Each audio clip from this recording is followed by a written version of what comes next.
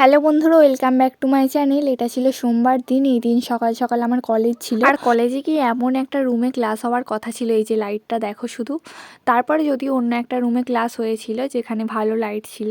তারপরে এই যে ক্লাস শেষ হয়ে যাওয়ার পর সহেলি গেছে ফুচকা খেতে। যদিও আমরা ক্লাসের আগেও একবার ফুচকা খেয়েছিলাম, তাও ওর মন ভরেনি, ও আরও একবার গিয়েছিল খেতে। আর এটা ছিল সন্ধেবেলা। সেদিন যেহেতু কার্তিক পুজো ছিল, আমাদের একটা বান্ধবীর বাড়িতে কার্তিক পুজোর নিমন্ত্রণ ছিল, সেখানেই গিয়েছিলাম। আমার বাড়ি থেকে একদমই সামনে। যখন ক্লাস 3-4-এ পড়তাম তখন ওই বান্ধবীটার সাথে গলায় গলায় বন্ধুত্ব ছিল।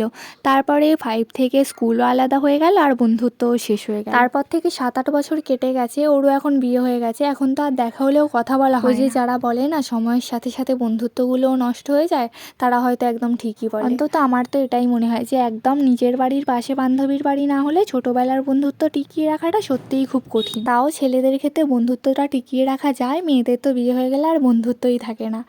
তো যাই হোক, ওদের বাড়ি গিয়ে ঠাকুর দেখে খাওয়া দাওয়া করে বাড়ি চলে এসেছিলাম। তোমাদের সাথে দেখা হচ্ছে পরের ভিডিওতে। আজকের মতো টাটা।